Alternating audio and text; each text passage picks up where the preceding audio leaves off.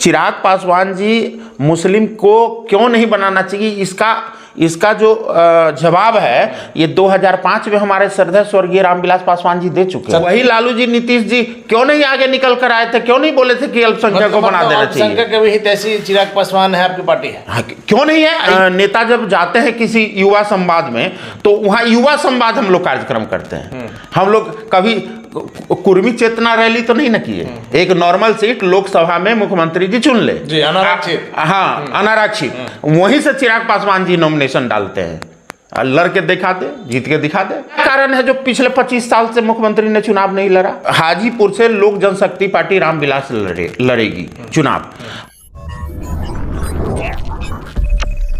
नमस्कार, आप देख रहे हैं ब्रेकिंग बिहार। अभी हमारे साथ है लोक जनशक्ति पार्टी के बिहार के प्रदेश महासचिव रंजन सिंह। कल जिस प्रकार से चिराग पासवान ने यह कहा मुख्यमंत्री नीतीश कुमार को लेकर के कि जब पिछड़ा अति पिछड़ा से इतना प्रेम है और जातीय सर्वे के बाद जब रिपोर्ट आई है कि इस जाति की इतनी संख्या है तो क्यों आप 2% का होकर के मुख्यमंत्री बने हुए हैं, किसी अति पिछड़ा को बनाइए या नहीं तो आप रिजाइन दीजिए, और अगर ये भी नहीं कर पा रहे हैं तो 2 उप मुख्यमंत्री बनाइए जिसमें एक मुस्लिम हो और एक अति पिछड़ा का हो। क्या रंजन सिंह क्या कहेंगे इस पर? देखिए अनिल भाई, पिछले 32-33 सालों से मुझे लगता है कि लालू जी और नीतीश जी का ही राज बिहार के अंदर रहा है।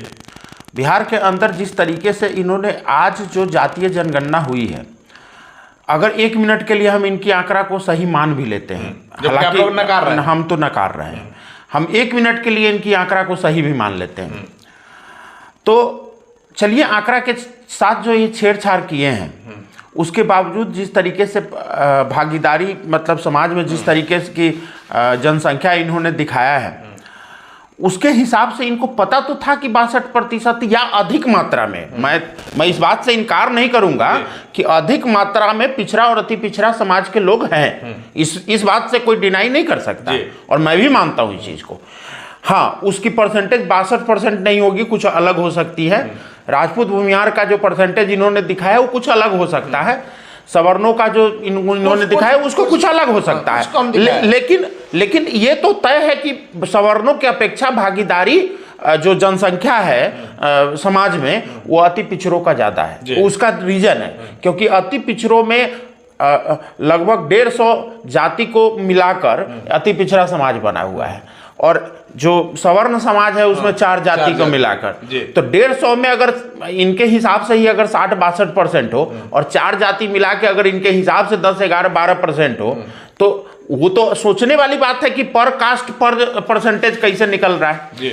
लेकिन जो पिछले 33 साल से इन्होंने बिहार के अंदर राज किया है लालू जी और नीतीश जी, क्यों नहीं अपने पार्टी में जब विधानसभा का टिकट, लोकसभा का टिकट जब देते रहे हैं, जिस समय में सत्ता में भागीदारी की बात हुई है, जैसे मंत्री के लेकर हम कह रहे हैं, हम मुख्यमंत्री और उप मुख्यमंत्री को लेकर नहीं कह रहे हैं, हम मंत्री को लेकर भी कह रहे हैं, तो जब इनके हाथ में मंत्रिमंडल रहा है तो मंत्रिमंडल तो कम से कम इनके बस की चीज थी, तो क्यों नहीं इन्होंने अति पिछड़ा और पिछड़ा को समाज को ज्यादा प्रतिनिधित्व करने का मौका दिया।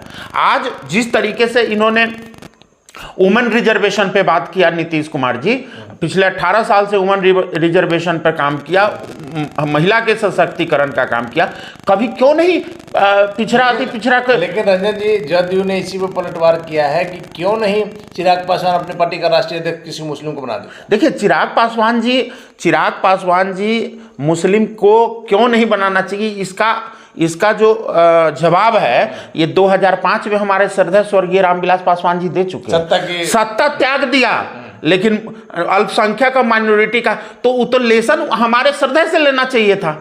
आज बताइए ना, बिहार के राजनीति में कौन ऐसा नेता, यही लालू यही नीतीश जी, किसी ने अल्पसंख्यक के चेहरा पर इस तरह का चुनाव लड़ने का कोशिश किया, या जीतने के बाद अल्पसंख्यक के लिए अरे क्यों नहीं। मान लीजिए जिस समय में आज जिस समय में परिवेश बन रहा है, ये परिवेश तो 2005 में नहीं थी ना, लेकिन 2005 में हमारे श्रद्धेय ने बोला था ना कि अल्पसंख्यक को मुख्यमंत्री बनाएंगे तभी हम समर्थन देंगे, नहीं देंगे।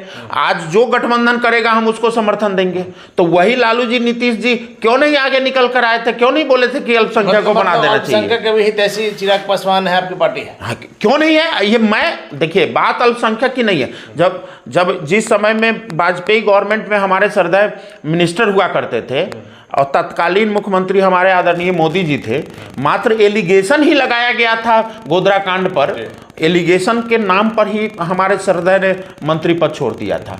उस कैबिनेट मिनिस्ट्री में नीतीश जी भी मंत्री थे, क्यों नहीं पद छोड़ दिया था? लेकिन नीतीश कुमार ने भी रेल दुर्घटना जब हुई थी तो उसको नहीं, रेल दुर्घटना अलग। आप अपने आप को अल्पसंख्यक और दलित और अति पिछड़ा के हिमायती बताते हैं ना, तो जब इस समाज पे अगर संकट आए तो आपको आपका जो राजनीतिक चलन है या कैरेक्टर है वो उभर के आनी चाहिए ना। आपके सीधे कहने का मतलब है कि चिराग पासवान और लोजपा ही इन लोगों की सही तैसी है। ये लोग और हम लोग किसी जाति, धर्म और किसी व्यक्ति की बात नहीं कर रहे हैं। आज देखिए ना, हमारे पार्टी में सभी वर्ग, सभी समुदाय के लोग हैं और हम लोग बात युवाओं की करते हैं, हम लोग महिलाओं की करते हैं, हम लोग बुजुर्गों की करते हैं, किसानों की करते हैं, शिक्षकों की करते हैं, बिहार फर्स्ट की करते हैं। हम लोग जिस तरह की बात आज हमारे नेता जब जाते हैं किसी युवा संवाद में, तो वहाँ युवा संवाद हम लोग कार्यक्रम करते हैं। हम लोग कभी कुर्मी चेतना रैली तो नहीं न किए, कभी हम लोग महादलित रैली तो नहीं लगी। रंजन सिंह जी, आपकी बात अपनी जगह सही है। जदयू नेता राजेश तिवारी ने आज ही दावा किया है कि बिहार की 40 सीट में से किसी सीट पर चिराग पासवान लड़ लें, उनको हार का सामना करना पड़ेगा। अरे राजेश तिवारी जी जैसे लोग अब चिराग पासवान पे कमेंट करेंगे, हंसी आती है। अरे मुख्यमंत्री जी का कदम नहीं रह गया चिराग पासवान जी के साथ मुकाबला करने का। मैं तो गारंटी कर रहा हूँ, मैं दावे कर रहा हूँ कि एक नॉर्मल सीट मुख्यमंत्री जी चुन ले, एक नॉर्मल सीट लोकसभा में मुख्यमंत्री जी चुन ले जी, अनारक्षित। हाँ, अनारक्षित, वहीं से चिराग पासवान जी नॉमिनेशन डालते हैं, लड़ के दिखा दे, जीत के दिखा दे। मैं तो आज के डेट में मुख्यमंत्री जी को चैलेंज कर रहा हूँ। ये तो बहुत बड़ा दावा कर, अरे बहुत बड़ी दावा। आज जिस तरीके से मुख्यमंत्री जी का विश्वसनीयता छोड़िए ना, आप क्या कारण है जो पिछले 25 साल से मुख्यमंत्री ने चुनाव नहीं लड़ा? जनता के बीच में क्यों नहीं गए? बैकडोर से क्यों पॉलिटिक्स करते हैं? लेकिन ऐसे तो आरोप लग सकता है कि चिराग क्यों हाजीपुर आना चाह रहे हैं, जमुई छोड़ करके, वहां भी उनको हार कर। देखिए हाजीपुर जब जमुई के प्रतिनिधित्व करते रहे तो उस समय स्वर्गीय रामविलास पासवान जी जिंदा थे, तो उस समय हाजीपुर के लिए जो जिम्मेदारी थी वो स्वयं हमारे सरदार पूरा कर रहे थे। कि जमुई से हार का डर है इसलिए भाग रहे हैं। जी नहीं, आज कभी नहीं वो कहे कि हम जमुई से छोड़ के भागेंगे, कभी नहीं बोले। ये भी तो उन्होंने ये बोला है, हमारे नेता आदरणीय चिराग पासवान जी ये बोले हैं कि अगर हमारी माँ अगर हाजीपुर के लिए तैयार हो जाती हैं तो मेरे लिए राह आसान हो जाएगा, फिर मैं जमुई से ही लड़ूंगा। हम ही से चिराग पासवान ने कहा रंजन सिंह जी कि मेरे पिता की कर्मभूमि रही है हाजीपुर, वैसे में हम हाजीपुर नहीं छोड़ेंगे। इसका क्या मतलब? देखिए हाजीपुर को नहीं छोड़ना, हाजीपुर से चुनाव लड़ना दो अलग अलग बात है। हाँ, एक बात की प्रमुखता से हम लोगों ने बोला है कि हाजीपुर से लोक जनशक्ति पार्टी रामविलास लड़ेगी चुनाव। अब चूंकि हमारे श्रद्धा का नाता, आप समझिए, देखिए सर, आप जब किसी क्षेत्र से आप जाते हैं ना तो पिछले 50 साल का रिश्ता है क्षेत्र से हमारे नेता का। लेकिन जब केंद्रीय मंत्री पारस जी हैं तो आप लोग दोनों आदमी एनडीए में हैं, तो कैसे तो नहीं निर्वहन किए ना? पारस जी को मौका दिया गया था जी। तो इस बार पारस जी भी करेंगे हम लड़ाई। आज देखिए हमारे श्रद्धा का क्या सपना था, हाजीपुर। आप देखिए विश्व के मानचित्र पे अगर हाजीपुर आज उभरा है या हाजीपुर को लोग जानता है तो स्वर्गीय रामविलास पासवान जी के लिए, रामविलास पासवान को भी हाजीपुर के लिए जाना जाता है। दोनों एक दूसरे के पूरक है। आज जिस तरीके से हमारे श्रद्धा को लगा कि भाई अब हमारा स्वास्थ्य अलाउ नहीं कर रहा है, तब उन्होंने अपने भाई को जिम्मेदारी दिया कि आप हाजीपुर की जनता का सेवा कीजिए। चिराग जी ने जो पीसी किया था उसमें साफ तौर पर कहा कि हाजीपुर को लेकर के बात बहुत आगे बढ़ गई है, समय आएगा तो चर्चा पीछे हट जाएंगे। इसका क्या मतलब? यानी कि इसका मतलब ये है कि जो चुनाव लड़ा जाता है किसी क्षेत्र में तो विश्वसनीयता पर लड़ा जाता है और वहाँ के लोगों के काम। आप 5 साल, आपको हाजीपुर की जनता ने आपको मौका दिया, आप 5 साल में ऐसा कुछ नहीं कर पाए हैं जिससे हाजीपुर की जनता आप पे फिर दोबारा तो मतलब पारस जी नहीं लड़ेंगे ही लगता है? नहीं, पारस जी लड़ेंगे नहीं लड़ेंगे इस बात पे हम नहीं कमेंट कर सकते। हमारी पार्टी लड़ेगी ये बात मैं तो एनडीए में आप रह के लड़ेंगे तो निश्चित तौर पर एनडीए से 2 कैंडिडेट तो नहीं। अब एनडीए में वो रहते भी हैं कि नहीं रहते तो उनकी बात। चलिए आखिरी सवाल मेरा है कि क्या चिराग पासवान की माता जी भी इस बार मैदान में आएंगे?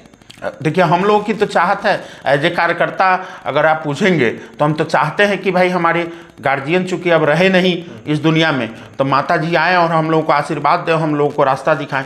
चूंकि अपरोक्ष रूप से जितना अनुभव उनके पास राजनीति का रहा है, शायद ही कोई बिहार में नेता होगा जिनके पास वैसा अनुभव रहा है।